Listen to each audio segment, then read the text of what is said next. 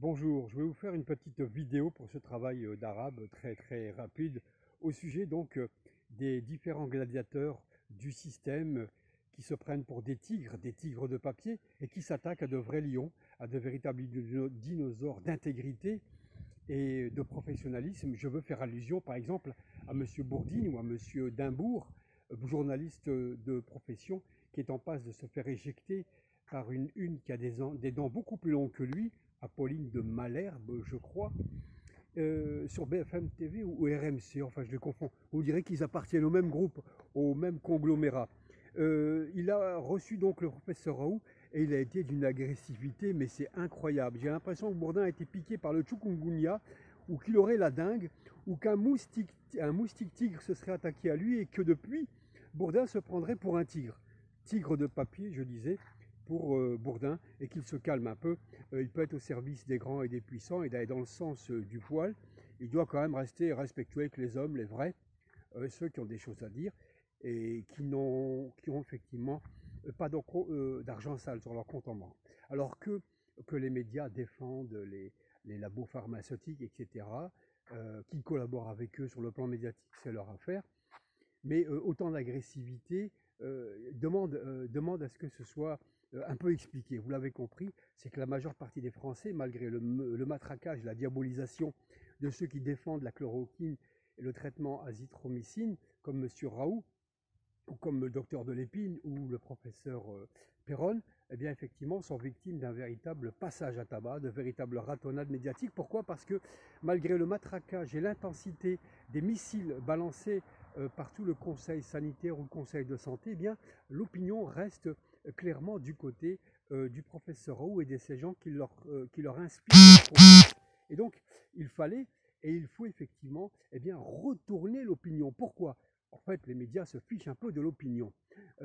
Parce que ces médias, semblerait-il, doivent donner raison aux labos pharmaceutiques pour pouvoir vendre leurs nouveaux médicaments, hein, à base d'un tas de saloperies, à base d'OGM et d'autres mercure, etc., pour des vaccins hypothétiques à venir. Donc ils doivent effectivement retourner l'opinion pour que l'opinion accepte que l'État douille et paye avec leur pognon, et que les gens doivent acheter des médicaments qui ne serviront absolument à rien, mais qui pourront engraisser un peu plus les crapules des labos pharmaceutiques. Il faut retourner l'opinion pour que les vaccins puissent passer dans la tête des gens et que M. Bill Gates puisse continuer à contrôler un paquet de médias et d'influenceurs médiatiques.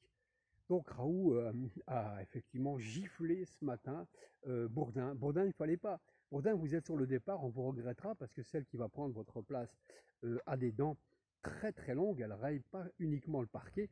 Je pense qu'elle est missionnée et qu'elle fera très bien son boulot, Apolline de Malherbe, avec son raffinement et sa distanciation avec tout ce qu'elle prend, va faire du bien à la profession. Je dis ça ironiquement, évidemment. Je disais, il fallait effectivement rester élégant et courtois jusqu'au bout, Monsieur Bourdin. Vous étiez là peut-être dans une de vos dernières interventions matinales. Il fallait effectivement marquer la clôture de vos 10 ou 20 années de matinale par un grand geste. Enfin, du panache, comme dirait Cyrano. Ne partez pas effectivement avec autant de mesquinerie et autant d'attitude aigrie. Vous vous êtes fait humilier par le professeur Raoult. Il vous a demandé si vous étiez médecin. Vous ne l'êtes pas, vous n'avez jamais soigné personne. Il vous a remballé. Il vous a remballé aussi en terminant en vous disant vous êtes infiniment mesquin, gifle sur gifle. Vous êtes parti un petit peu comme ces boxeurs qui veulent livrer un dernier round en n'étant jamais à la hauteur de le gagner, en étant humilié pour 3 fois rien. Alors c'est vrai que dès que dès qu'on envoie effectivement ces gladiateurs, ces petits robots pour s'attaquer au chef, que le patron, le boss, les Français le savent, c'est ce qui effectivement rend dingue et donne des boutons et voire aussi un peu plus aux médias, c'est encore une fois Raoult, le chef de bande, le chef de la résistance, c'est un peu le Jean Moulin quelque part. À un moment où on parle de Gaulle, eh bien Raoult est infiniment plus proche de Gaulle que de tous ceux qui sont en train de récupérer son message, le récupérer mesquinement, en paradant devant l'armée, en se mettant sous les discours de Gaulle. Tout ça est drôle et rigolo, et en même temps très dégradant pour l'image de la France. Bref, Raoult représente cette France-là, ces Français-là qui résistent contre cette espèce de gouvernance médicale, gouvernance économique du monde, cette manipulation, cette propagande. Et d'ailleurs, lorsqu'il a fallu aussi s'attaquer, les premiers roquets, les premiers bassets à s'attaquer aux Basques de Raoult furent justement Apolline de Malherbe qui s'était faite accompagner de Fogel, Fogel qui était allé avec elle dans le cabinet du professeur Raoult, où elle s'était fait remballer aussi. Raoult lui avait dit: je n'ai pas besoin de vous pour ma communication. Vous avez beau être BFM TV ou RMC, je me passe de vous.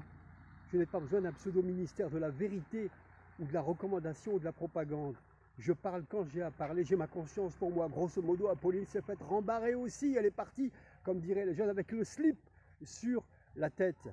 Et elle est accompagnée donc de Fogel. Fogel, vous savez, c'est cet animateur qui ponctue chacune de ses phrases avec une espèce de hoquet nerveux, nerveux un petit peu comme Pascal Prout termine ses phrases par un P de lapin. Bref, toute cette équipée est chargé effectivement de rendre service au labo, de protéger leurs intérêts et de retourner l'opinion. J'y reviens dans quelques instants.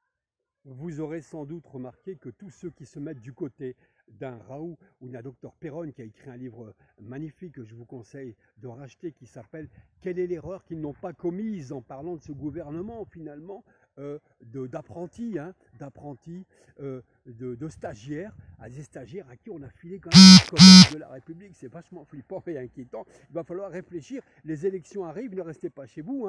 Paraît-il qu'il y aura de l'abstention. C'est faux, c'est de la propagande. Parce que vous savez que ceux qui tiennent à ce pouvoir actuel veulent que les gens n'aillent pas voter. Parce que leurs équipes, leurs fans, leurs aficionados iront voter massivement. Et ils peuvent se contenter d'une poignée d'électeurs pour être élus.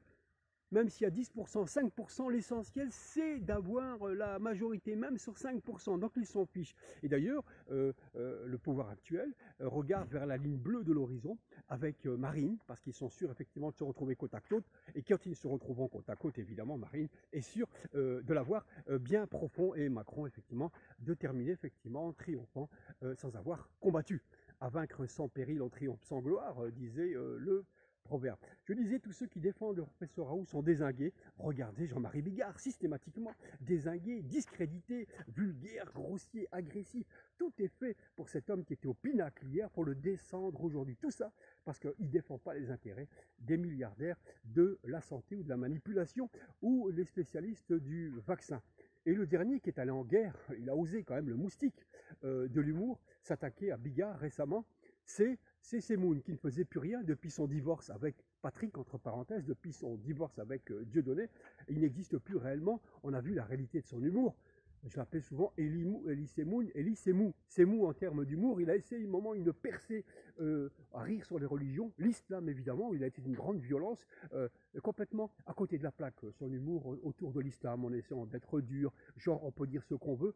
Après, je suis Charlie, il a tenté effectivement de faire un comeback sur l'islam en disant bah, écoutez, moi, même pas peur, je vais m'attaquer aux musulmans avec la dernière des virulences, etc. Il a complètement raté son numéro. Et là, il revient.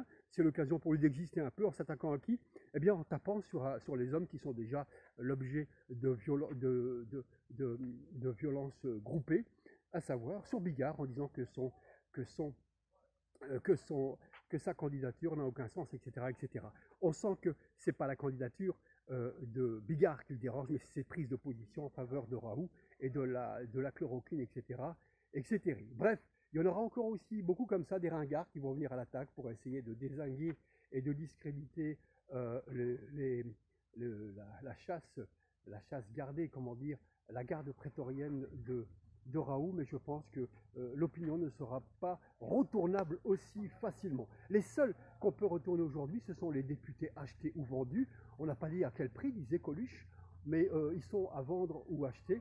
Mais je pense que l'opinion a commencé à faire son choix et a commencé à faire le tri sélectif dans cette députation, dans ces élites et dans ces élus à venir. En voyant aujourd'hui, tout à l'heure rapidement, le nouveau clip de Julien Doré, qui s'appelle La Fièvre, je m'attendais à une espèce d'ironie cinglante d'une chanson engagée politiquement. Enfin, un chanteur qui s'engage. C'est vrai qu'à part Renaud, il n'y en a pas beaucoup qui prennent des risques dans la chanson. Je me disais, tiens, peut-être que Julien Doré a décidé avec ce titre, La Fièvre, de faire une espèce de clin d'œil, une espèce d'acrobatie, une espèce de clin d'œil autour donc de la fièvre et du corona pour parler effectivement de sa nausée. par rapport à cette gestion. Bon, Julien Doré, c'est pas ça, mais le clip est quand même très joli dans cette période-là. Bravo encore une fois, Julien Doré. Je voudrais conclure sur cette interview ce matin et sur les interviews très violentes qui montrent tout le raffinement et l'expertise dans le verbe et dans la synthèse du journalisme français, d'une partie du journalisme français, pas tous évidemment, c'est une minorité, mais une minorité visible, une minorité qui fait beaucoup de bruit, cette minorité journalistique. Ce matin, je pensais qu'à un moment, Raoult allait quitter le plateau, il avait d'ailleurs dit « je m'en vais », et avec le raffinement que l'on connaît de Bourdin, je n'aurais pas été étonné que Bourdin aurait récupéré la phrase pleine d'élégance du président Sarkozy, qui en 2008 disait à un paysan français « casse-toi pauvre con ». Eh bien Bourdin n'était pas loin de tout ça, on sait effectivement son raffinement, sa délicatesse. J'aurais aussi moi j'ai pensé à l'image de Montazer El-Zaidi. Montazer El-Zaidi, c'est ce journaliste irakien qui en 2009 a balancé sa chaussure à la gueule de Bush. Bush qui était venu effectivement apprécier la réussite de la libération et du développement de l'Irak. Il était venu effectivement s'auto-satisfaire de la réussite des F-16, de l'uranium et du bombardement de l'Irak, un peu comme Isabelle la catholique, qui avec Christophe Colomb a pu apprécier effectivement le progrès de 2 siècles qu'elle a pu faire en Amérique du Sud après le génocide indien. Je vous donne rendez-vous demain si vous voulez bien, et si vous aimez, vous faites un pouce. Sinon, vous faites des commentaires ou vous vous abonnez. Sinon, vous abstenez. Merci.